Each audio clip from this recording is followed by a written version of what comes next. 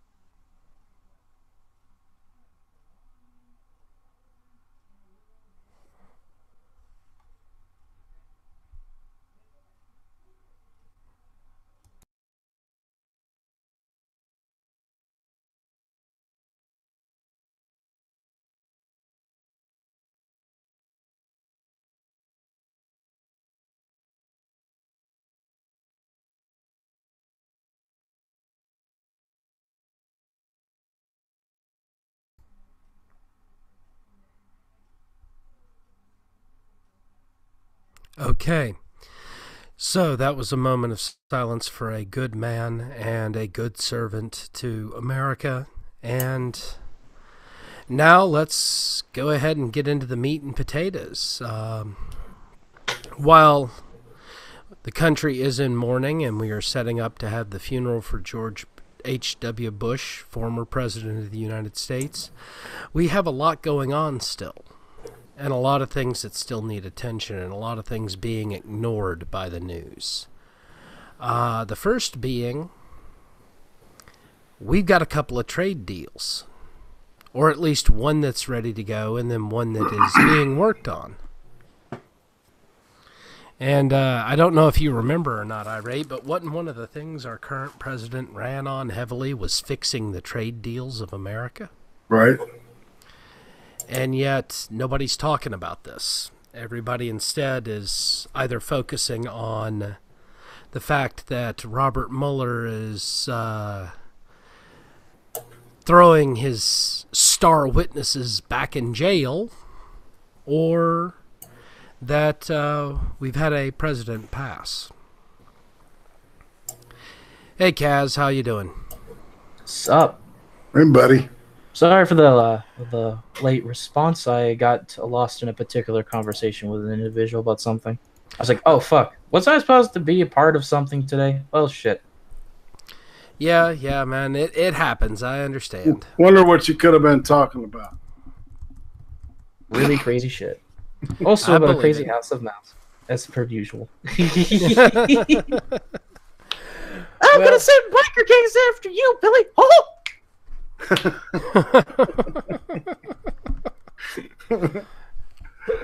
Holy shit. Well, I swear, man. I swear. But anyhow, let's get back onto this topic here. Everybody was yelling about 6 months ago that President Trump was going to get us into trade wars because he started enacting tariffs, and now we've got China at the table talking with us. Mm-hmm. We've got a new North American trade deal, which reduces tariffs and equalizes some of the trade between Mexico and the U.S. and Canada and the U.S. and Canada and Mexico, surprisingly enough. So I'm still having trouble seeing how we're not winning for the economy. And for those of you who don't keep up on market news, the act that there's going to be trade negotiations between the United States and China has actually caused some serious fluctuations in the market and has caused some serious bullish actions on certain firms. So we're likely to see a drastic market shift if these negotiations go through. Mm-hmm. Not to mention, we've got OPEC talking about cutting production and Qatar talking about leaving OPEC.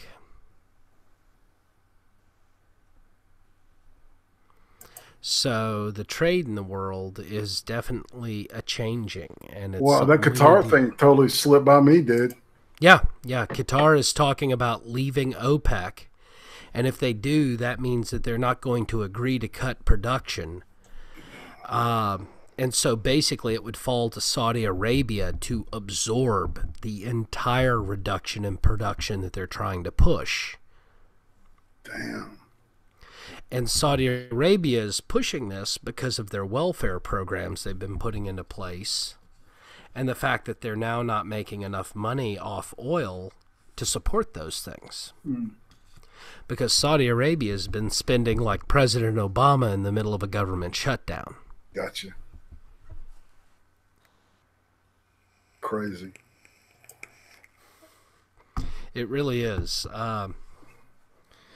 So I'm actually hoping to see Qatar actually leave OPEC. I think it might trigger Iraq to leave OPEC and maybe even Syria and Kuwait to leave OPEC and destroy that trade bloc. Because at that point, then oil will actually drastically reduce in price, and so will gas.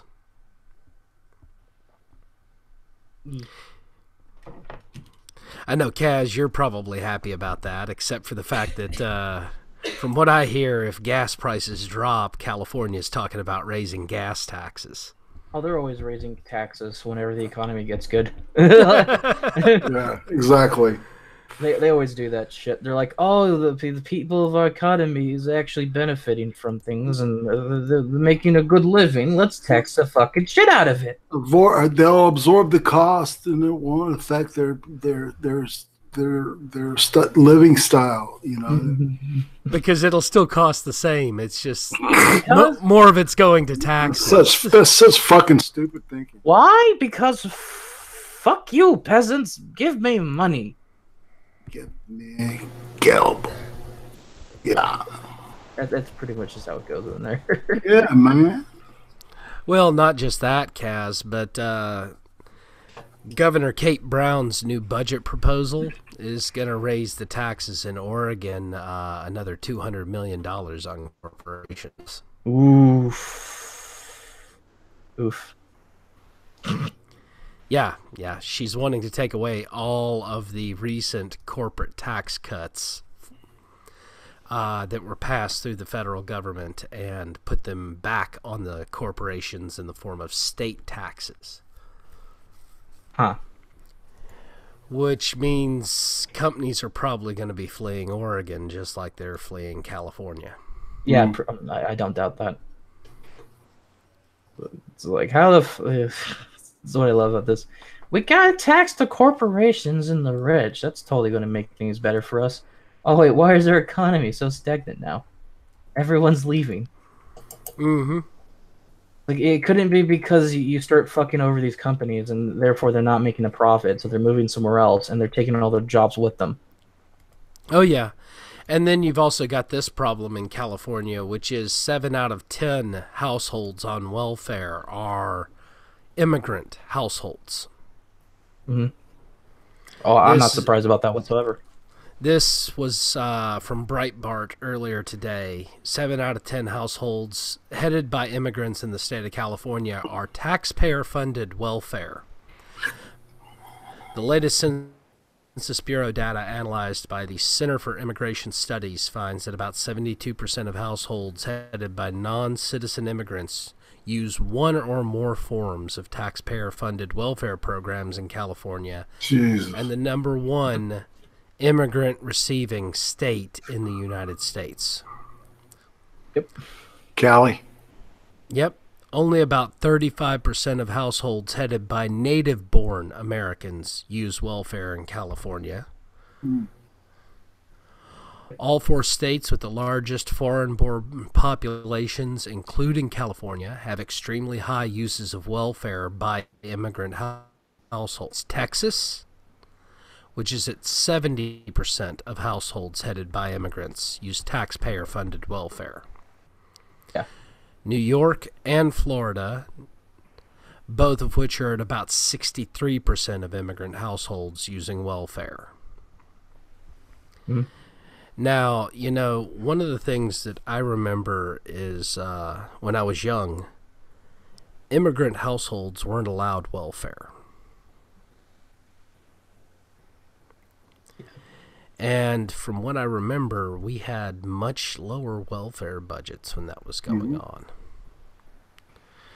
But somehow, because of this shift in the idea of the anchor child, the child being born in the United States automatically being a citizen, even if the parent isn't here legally, has created this kind of welfare bubble that we now have. Yeah. Have you heard about them talking about changing that? I have, and you know what? I actually support changing that, especially since how they're using the current 14th Amendment has nothing to do with the intention and the passing of the 14th Amendment. Exactly. Yeah. The way we currently use it was actually an interpretation put into effect under President Clinton in the early 1990s by his administration.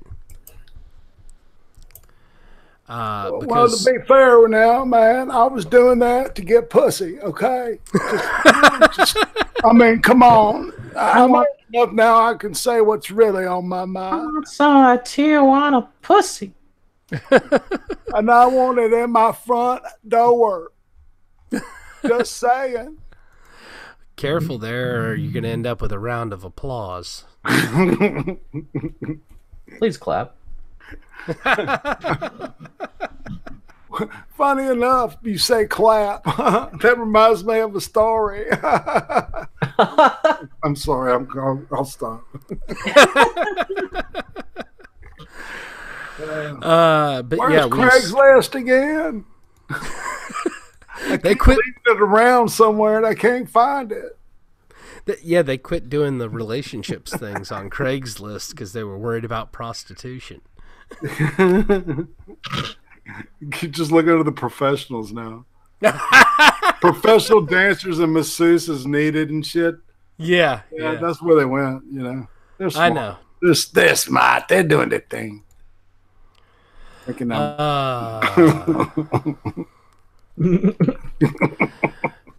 But yeah, we definitely need to start looking at some way to curtail this welfare spending because, I mean, seriously, if we've got that many immigrants on welfare, and that's not legal immigrants, that's just immigrant households.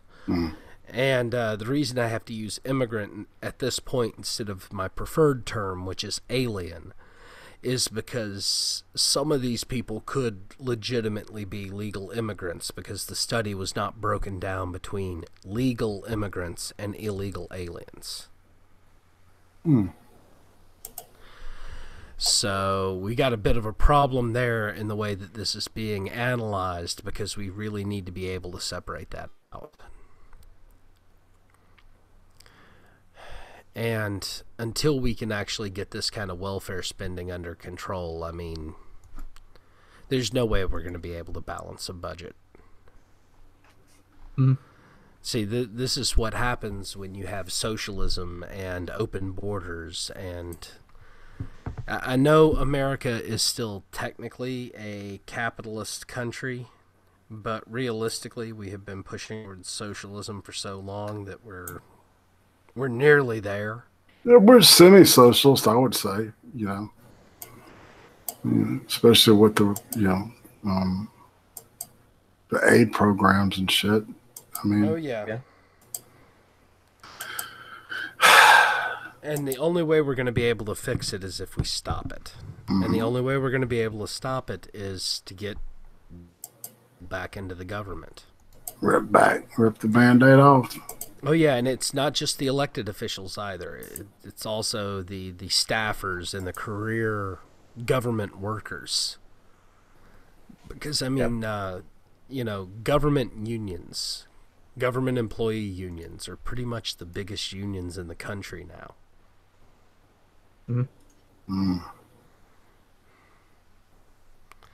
And because of that, we seriously have got to, take a look at what those unions are doing and expose that. Yeah. Now, speaking of the deep state and the insane idea of bureaucrat control, did you guys see what the French are yelling in the streets as they riot? I've been looking into it for a little bit, yeah. I would say want it's Trump. quite interesting. Yeah. We want Trump. Vive la Trump. What I think want Trump. what I think makes it interesting when they say that is, weren't they going against what was her name? You're talking Le Pen? Yeah, Le Pen, who was someone that was a lot closer to Trump's ideals to an extent. Mm-hmm. And their natural response was to be against her for that, and then they're paying the consequences of the people that they bought into. Oh, yeah. Well, something you got to realize, Kaz, is there's a certain point where people don't realize that they've screwed themselves. Mm-hmm. And then there's a point when they do. Yep. And at this point, I think the French people have finally figured out that, 100 years of socialism has basically screwed them. Royally. And so they're starting to consider standing up and showing their backbone again, which is not a bad thing. I mean, France was a great ally to the United States during the Revolution. Yeah. And France has had 7 revolutions trying to create a society that works for France. Well, you got to give them an A for tenacity. Yeah, they keep trying, don't they? Yeah, man. Problem is they keep falling for very similar mistakes. I mean, Napoleon basically was an emperor instead of a king, but he was an authoritarian dictator. They've had multiple different constitutional democracies. And what they don't seem to realize is that unless they're willing to take the form of a republic, they're not going to actually be able to have freedom. Yep. I mean, we got it right with the. They say a lot of shit about us Americans, but I think we got it right with the constitutional republic, where those rights are maintained through that, and a system that also allows us to defend ourselves in the event that a government decides to go, hey, we want to go authoritarian, take all of your powers and rights away. Is that okay? How are you going to say no if you don't have guns? You know. True, you can't say no if you can't defend yourself. Speaking also of defense, have you guys heard some of the craziness coming out of California? Defense. Yeah, one of your state legislators was talking about forcing people to turn in their guns, and if they don't turn in their guns, you got to nuke them. Oh, you're talking about that. Yeah, that was I saw that. I've actually made a stream about talking about that. That was pretty funny. It was a Sowell, Eric Yeah, Sowell. Eric Yeah, there Sowell. we go. Yeah, So yeah, funny thing about Eric Sowell is you can tell the optics he fucked up on when he said he just thought it was a good idea to say shit like that to the American populace, American public. oh yeah. It's Well, like I mean,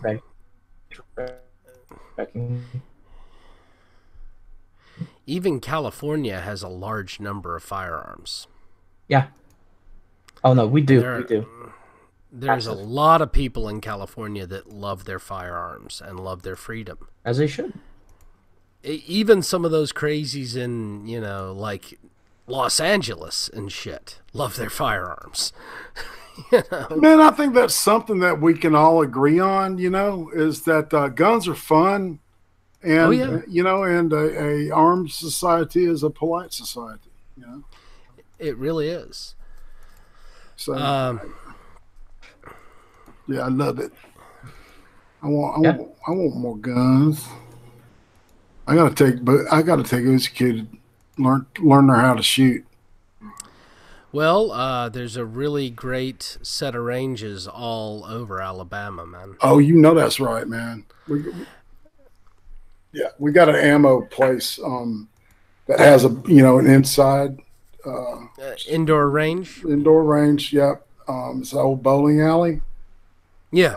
Yeah, and so the front of the shop is where all the snack thing and where all the the gaming machines and shit were.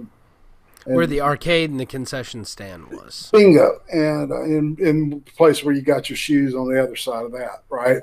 Mm-hmm. And then behind all that was the lanes and stuff. And what you do is you go in and you go up, you line them up. And it's live when you go in there. It's going boom, boom, boom, boom, boom, boom. It's awesome. Well, I would say, speaking about this whole Eric Bucker, whatever his name is, it shows you a huge and massive disconnect between people like him and the civilian populace and the government in terms of how, especially delusions, this idea that, if we end up in a civil war because of a really shitty policies force people to take desperate actions against the government, we're just going to nuke them. That totally isn't going to backfire severely, not just in the country itself, but also in a world setting where everyone gets to see that shit. It totally isn't going to backfire. Yeah, well, what I want to know is, who in the hell does he think is going to turn the keys to nuke these citizens? No shit. Our soldiers, our sailors, our airmen. They're citizens. They're not going to want to do it.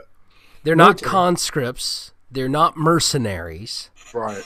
These are citizens of the United States. Most of them firearm owning. Yep. Yeah. As they should. Do you really think they're going to nuke their fellow citizens? Fuck no. I would say if you're trying to win a war of attrition against an enemy force in a civil war setting, then your worst possible tactic to do it is giving the people the reason to oppose you. Yeah. And nuking them is the easiest and fastest way to get everyone to fucking kill you. Oh, yeah. I don't disagree with you on that. And what's worse is, he's talking about turning the active duty on the veteran population. Yeah, that's even more ridiculous. See, I don't think people like politicians like that understand the kind of mindset that the military subordinates have to their military officers, or how a coup d'etat tends to work. Mm-hmm. If you're going to turn their own people against each other in the military, you're going to fuck yourself because they're going to hate you for it. Even if they're just active duty fucking Coast Guard guys or or reserves, it doesn't matter. you're going to get them you're going to get the military incentivized to just basically attack you for doing that. Trying to go after this veteran population. Yeah, it's such a great idea, guys. Yeah, because, I mean, you're going to have to disarm the vets, and a lot of us vets own a lot of guns. Yep. Not because we're planning on doing anything, but because we like to go shooting still. Yeah, it's relaxing. Hell, it's fun. Also, have you noticed that basically his argument is, let's go essentially fuck over a population of the civilians that that aren't just well armed, but they've also had training and experience in combat. Mm-hmm. And thus are likely to adapt their tactics and strategies, and I wouldn't be surprised that half of these people end up like, hey, militia groups want us to join in on the civil war against this government. Who are they going to say no? Are they going to say no to well-armed, well-experienced combat veterans? Fuck no. It'd be stupid not to have them. In fact, militia members actively try to recruit combat vets on a pretty regular basis, man. Yeah. Because most of us are disciplined. We're capable of instructing others to follow the same command sets because we've had it drilled into our heads, and so we know how to implement it. Yeah. We're effective. We have leadership skills. We have survival skills. Yeah. Sold. You're hard, dude. I mean, militias actively recruit veterans. They just do. Yeah, they do. And there's a good reason to, because of all that all those years of experience and know-how. That's a very useful person to have. It is. It's the same reason prepper communities try to recruit veterans as well. Yeah. For a lot of the same reasons. It works. And while, being a veteran doesn't necessarily give you special superpowers or anything, you can't necessarily discredit the idea of being willing to enact what's necessary. That kind of strength of will has some serious merit to it when you're talking about a contest of wills. In most wars, that's what it is a contest of will. Yep. Which side's going to lose resolve first? Who's going to win the fight? The politicians never fought, or the people against them that actually do know how to fight? Mm-hmm. It's like Coach. The answer's pretty. Go ahead. Oh, sorry. No, I'm saying it's funny how delusional politicians are. Seriously. Well, Coach Nick Saban would say, he would tell the team, you go out there and you make your opponent's ass quit. Yeah. You just make them quit. In other words, you fucking keep pounding them until they fucking say, I'm done. And you can see that shit if they're doing, especially in football, if they're doing it right, man. You can see them just give up. Yeah.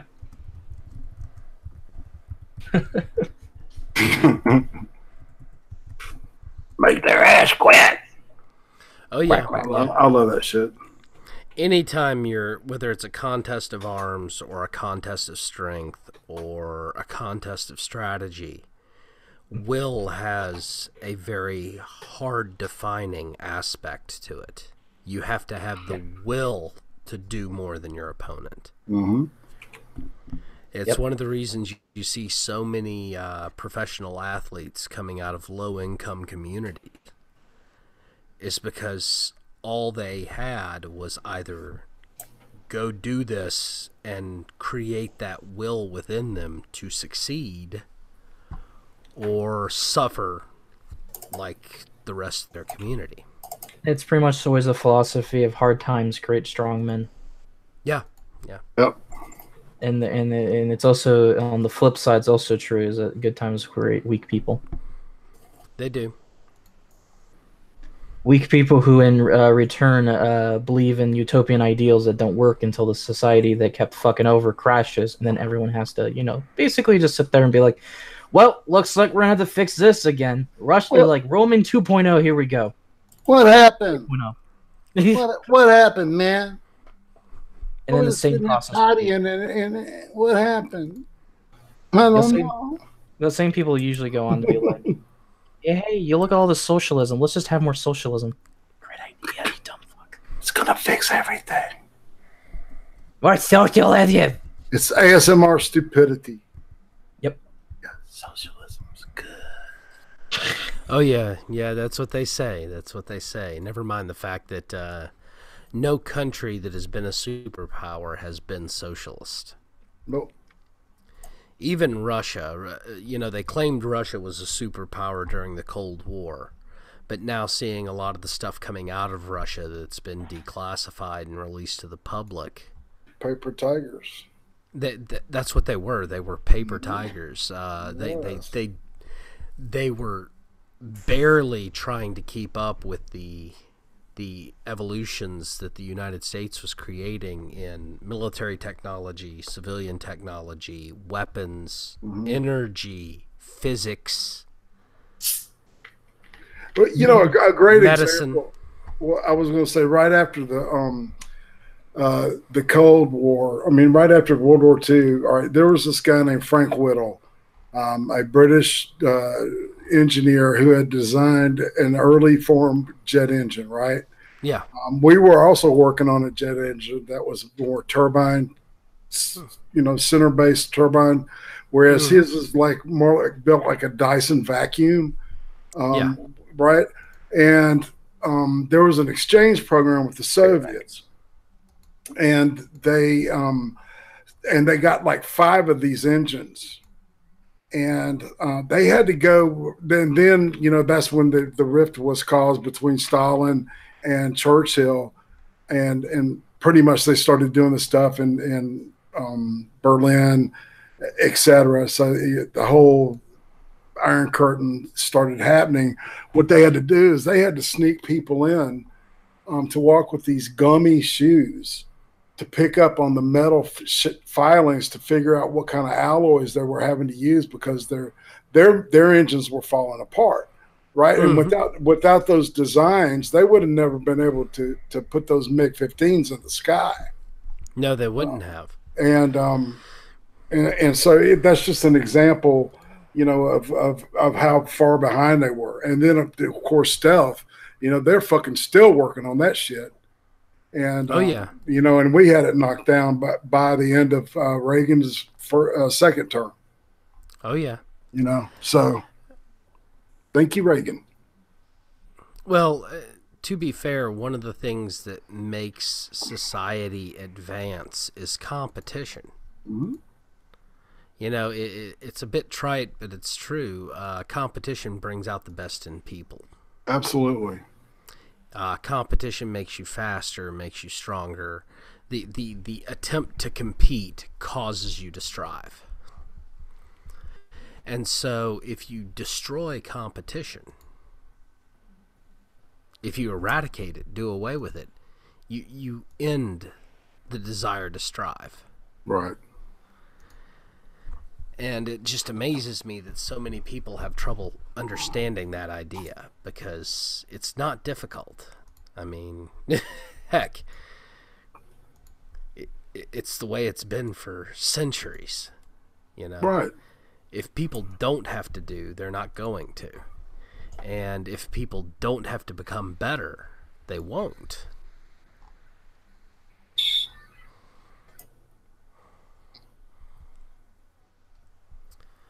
Oh, man. This just in from Times of Israel. I just saw this. Holy shit. The IDF is launching an operation on the Lebanon border.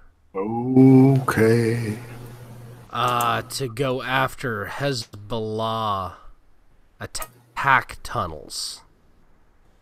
Okay.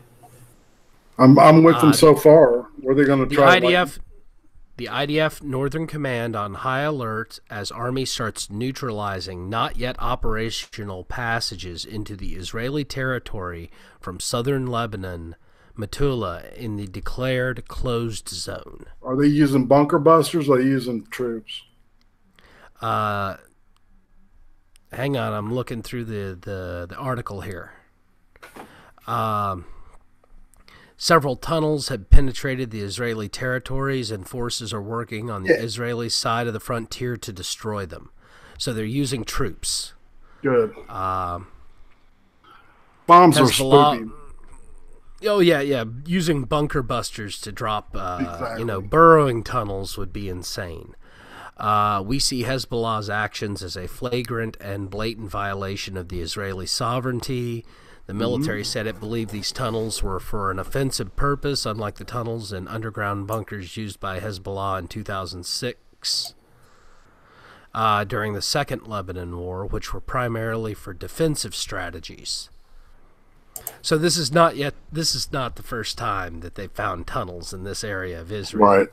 And it probably won't be the last. But they are using troops to seal these tunnels with lightweight man-operated explosives, not bombs, and earth-moving equipment.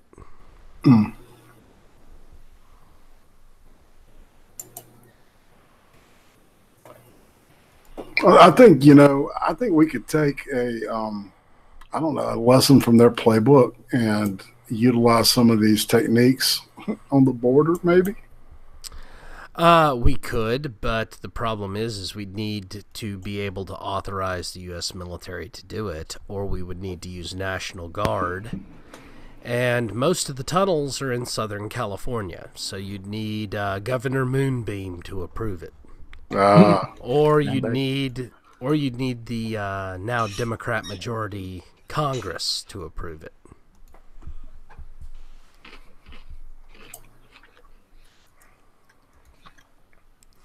So it's highly unlikely that we're going to get that anytime soon. They're irate, unfortunately. No, that requires action, and action is not on the Democratic motto. We're just going to hang and watch it unfold naturally, organically.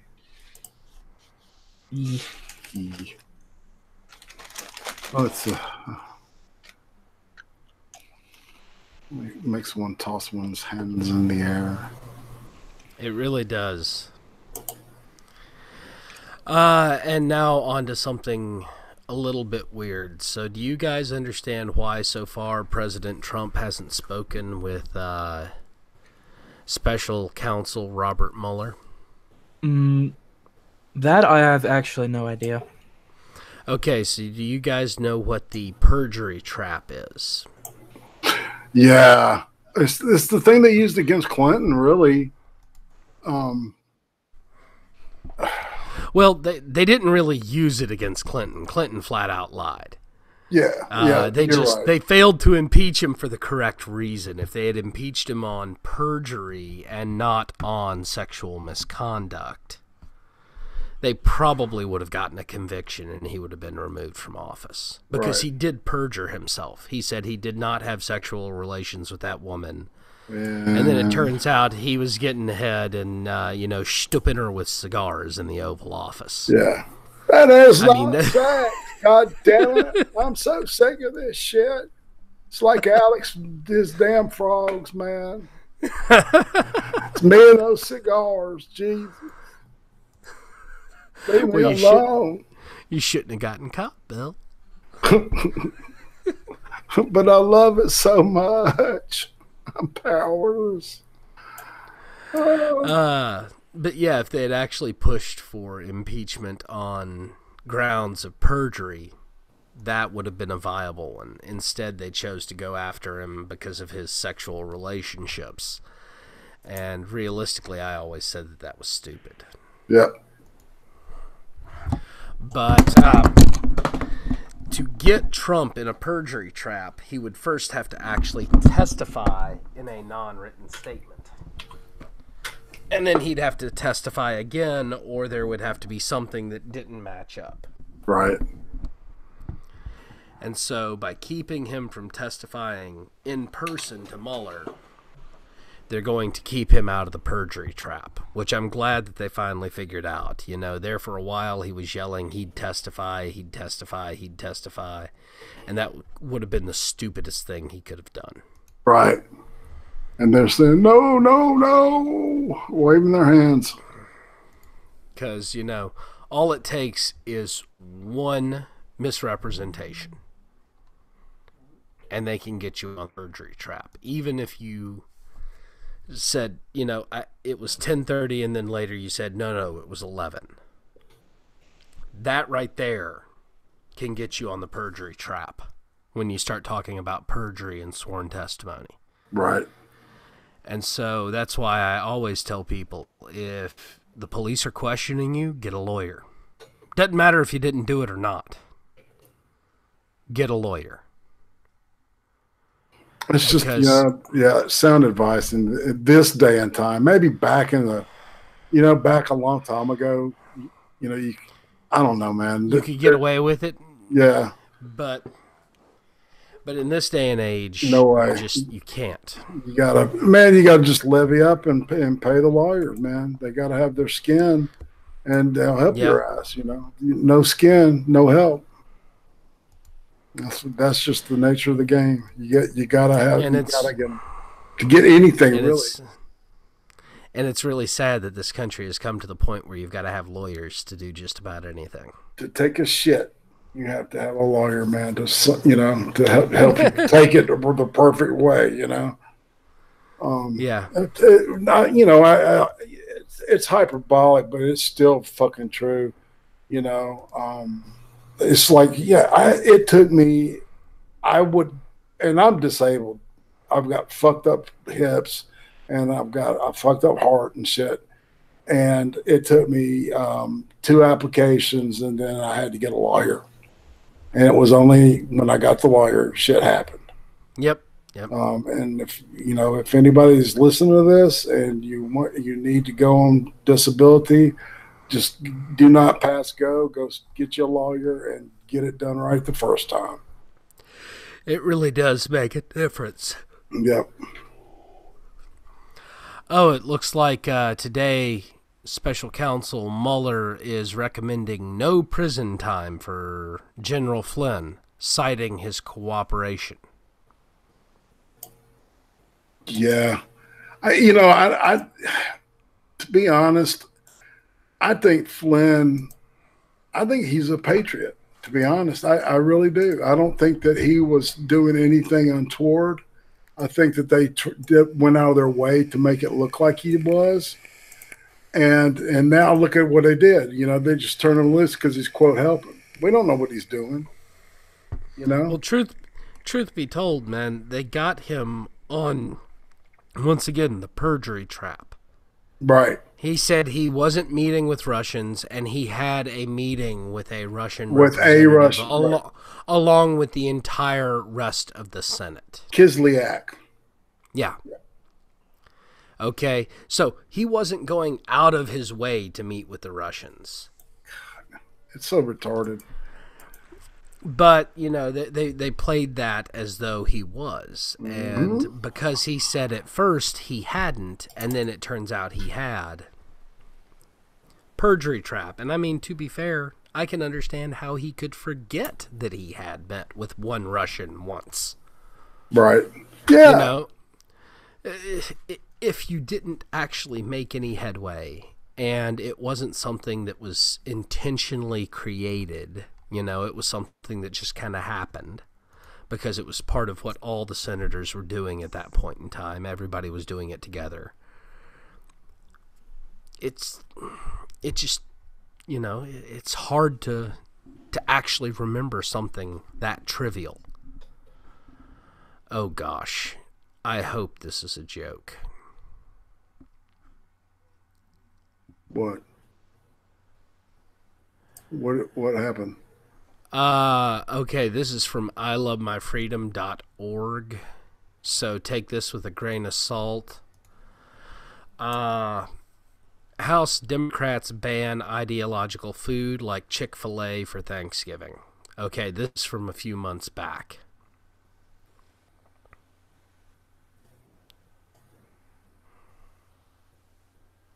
So Chick-fil-A has been banned from Democrat caucus luncheons. Because they are an ideological-based food company. Now, I must have missed this in November, but that is when it happened. It happened on November 15th. A Democrats' apparent hatred for Chick-fil-A is likely rooted in CEO Dan Cathy's support of traditional marriage. As a staunch Christian who subscribes to the teaching of the Christian Bible, Cathy believes marriage should be between a man and a woman. And because of these beliefs, Democrats have argued for years that Chick-fil-A is a brand that is tainted in homophobic hatred. Never mind the facts which show that fast food chains don't discriminate against hiring or serving of homosexuals, including Chick-fil-A. Democrats' hatred for Chick-fil-A is so strong that they become a target of mockery and satirists like those of Babylon Bee, who ran a piece entitled House Democrats Draft Legislation that would make it a hate crime to eat at Chick-fil-A. A hate crime.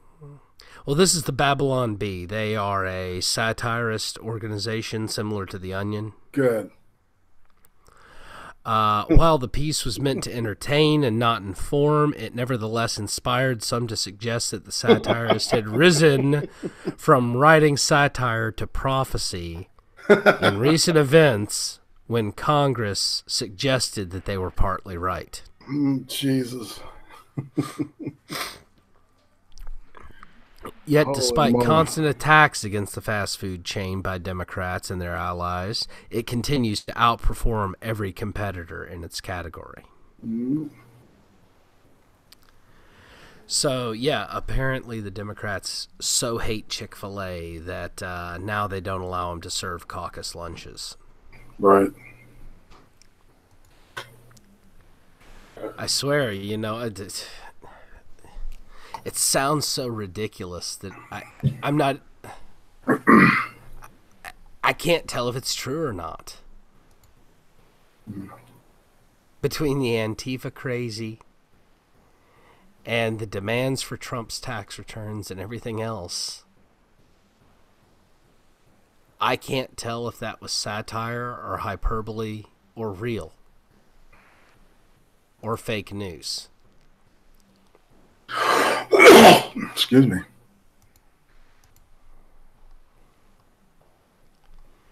And the truth is that when you can't tell if something's real or not because it's so plausible yet you're not sure,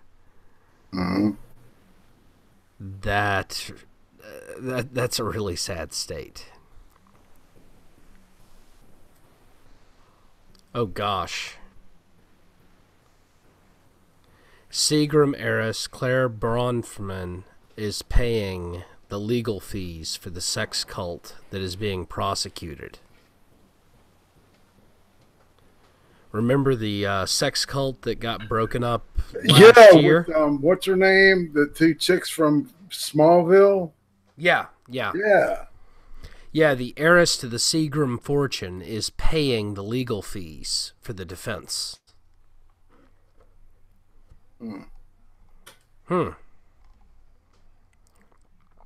Yeah, Seagram heiress Claire Bronfman has been quietly paying the legal fees of her accused fellow sex cult members, prosecutors claim. So apparently she was in it too. So she's paying the legal fees for NIVX leader Keith Raniere and his underlings.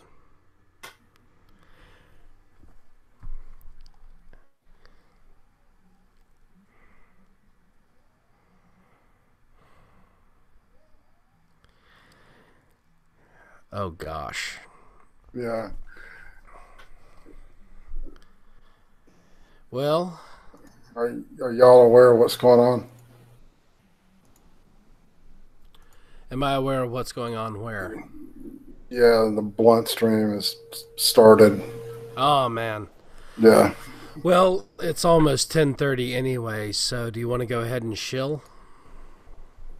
Sure, I'll start it off. Irate Prostate here. Hot takes Thursday night. Legend of Hill House. Check it out. If you've seen it, man, come and hang with us. You can hang with us and talk on the air. We'd love to hear what everybody has to say about it, because it's there's a lot to talk about. And I mean, it is a really, really, really interesting experience. It's fascinating. And if you love horror, you'll love talking about this. I guarantee you that. Sounds like a good time, man. Anything else? No, I don't have. We don't have a guest for the cream stream, so I should have one up by Thursday. So okay. Kaz, are you still there with us? Oh, Kaz must have bounced out. And of course, I'm going to go ahead and try to get a few more videos up here this week. I'm not sure when I'm going to get them up because I'm still adjusting to my new work schedule, everyone. Yeah. But as soon as I have, I promise I'll start getting some more daily videos back up. Good. Because, I mean, I need to get back to doing them so that I can start, talking about some of this other stuff that's going on that I don't get to do on our live streams. Mm-hmm. Right. Well, guys, it looks like we've lost pretty much all of our viewers at this point. So I'm going to go ahead and say, let's say good night, and everybody can go check out the Blunt stream, which seems to be the hot take for the night, because apparently there is mass inner tubes drama. Yeah, and people we know are in the chat.